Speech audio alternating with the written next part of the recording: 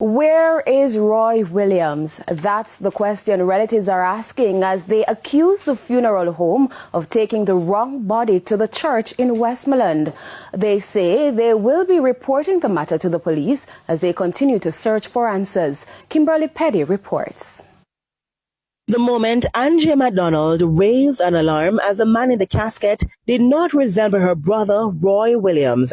The grieving woman said she and several other relatives traveled from the United States to lay her brother Roy Williams and his cousin Ashley Herbert to rest. The double funeral later turned chaotic after they realized the funeral home sent the wrong body to the church. Both bodies came in. I was viewing the cousin, which is Bob, and then my sister, Precious, she came over to me and said, come and look. So when I went and looked, I realized it wasn't him, so I screamed out and said, that's not my brother. And then that draws attention, and the workers were telling us that it's him, and I know that it's not him.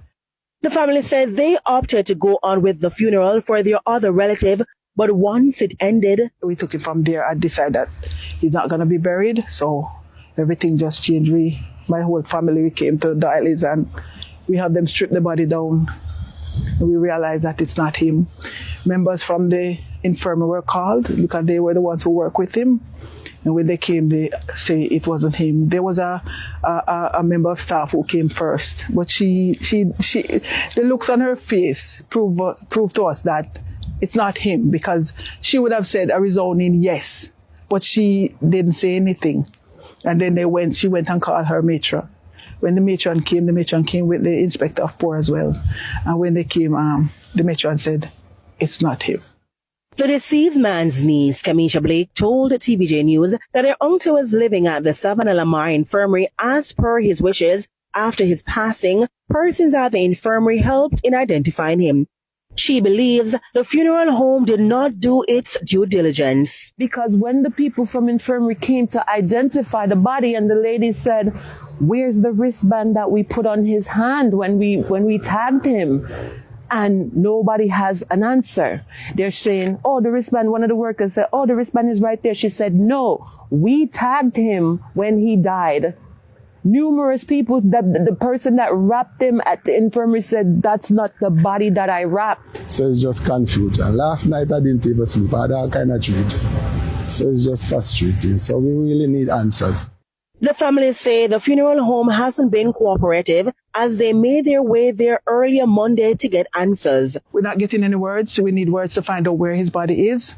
I'm making a few suggestions to them so they maybe can, make changes to find out where he went, because obviously he didn't walk out of there. We heard that there was a burial last week or whatever, and she said she don't know about that.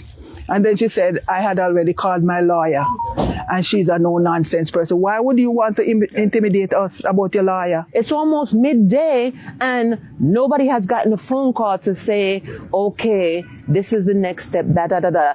We don't know.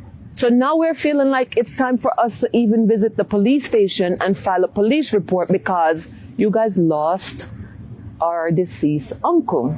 Our news team was unsuccessful in getting an official comment from the funeral home on camera, but a representative would only say they will be guided by the police and further suggests a DNA test be done on the deceased man to confirm whether or not he is Roy Williams. Kimberly Petty, TVJ News.